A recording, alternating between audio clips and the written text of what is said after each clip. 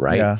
So, we talk about perspective a lot, and though it sounds really repetitive, it's very important because how I see other people's situation when they complain about things, not to say that I'm not empathetic and you can't complain about things that make you feel bad, but it's really just believing in the fact that you can't do anything about your situation. That's really hard for me to really kind of agree with, right? So for example, I had a conversation with a young lady, a really good friend of mine, amazing individual, and she's working a full-time job, and she's like I kind of worked towards this thing that I thought was going to be great. I'm finally at where I want to be, and it's not as great as I thought, and now I have to find a new job. Like, I don't know what I'm doing. And in my mind, and she was going on like an hour diatribe about how terrible her life is, but in my opinion, I'm like, okay, so you somehow managed to get the successful career that you wanted in 2 years. That's fucking wild. And you're still fucking young. You're still in your mid-20s, which means you still have a shit ton of time to figure out. You have no kids, no debt, no nothing. Yeah. Life is pretty good right now, man. It's all perspective. It's all perspective. Yeah. It's like you have this ability to, with nothing holding you down financially or physically. Yeah.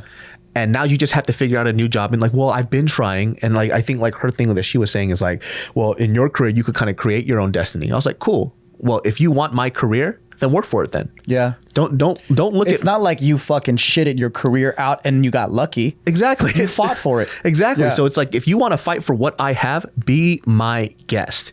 You can. But how I got to be where I am now, yeah, you're only seeing the 10 spot, but you're not seeing number 1 through 9 that I had to go through to get here. You didn't see the fact that I had to sell all my shit to come to this place. You didn't see the fact that I had a couple $100s in my bank account, living off of ramen with a fucking spring mattress and a single desk. Like, you weren't there for that moment, right? Yeah. And I never did this thing where I showed people how lavish I lived, because I never got to that point. So it's like, it was a very hard grind for me to end up where I am, and I just showed a lot of gratitude during that process. So I still carried that gratitude all the way through, even when it was tough. Yeah. When I had these opportunities to do stand-up without any pay, but I got a 5-minute spot, then I got a 10-minute spot.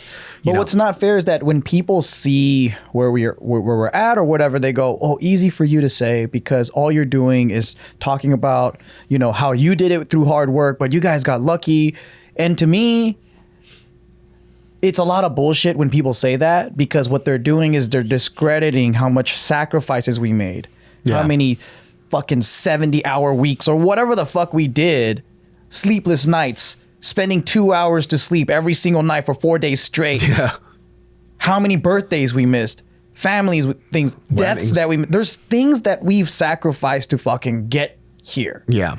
But they're discrediting all of that, and they're saying, well, that's because you got lucky. Yeah. And I'm like, okay, motherfucker. The reason why I talk so much shit, and the reason why I spread this stuff, and the reason why I do it, because I care so much, and I want other people to realize that if you wanted to, there is an alternative. You don't have to do what people tell you to do. You don't have to do that. There is an alternative. There is a way out if you don't like where you're at. And the only reason why I care so much is because I wish someone told that shit to me when I was younger. Oh, yes, for right? sure. And when I see it in them, it pisses me off, because I'm almost kicking myself saying, hey, get the fuck up, man. Yeah. So when there are people that are down and out, sure, I could approach it in a more nurturing and loving way. But the frustration comes from a place of, God damn it, dude, I care so much. I want you guys to realize it. I want everyone to realize it. I think there's a huge problem in our community. Like, the reason why it's never good enough for a lot of people is because culturally we're taught that way from our parents, right? Go harder. You got to get A+, whatever. So even if you get the good grade, it's like you're supposed to get the good grade. Mm-hmm. You never celebrate your wins. Yeah. So over the years, I try my best to figure out what to do in these situations, how to rewrite my program. And that's why I came out with like 90 Days to Freedom and things like that, because I think people don't have the right support and mentality to get out of the situation that they're in. Yeah. And also too, it's, as I say these things, whatever you're going through, though it seems very large and very hard to get through, and as I give this advice, I'm still actually going through what you're going through. I'm just handling it a lot differently, right? Yeah. So I'm still it's a figuring out process. Though I have a general idea of what I want to do now, 5 years from now, 4 years from now, maybe 6 or 10, it might change. And I have to accept that fact. I think that change part scares a lot of people. They go, well, what if I do this and then 3 years down the line, I don't want to do it anymore? That's life, bitch. That happens all the time. You are not guaranteed anything in this life. The only thing that you're fucking guaranteed in life is death. That's about it. I think that's the thing, is the uncertainty, right? It scares you them. have to go back to being confident, and not just masculinity, but just being a leader. You have to walk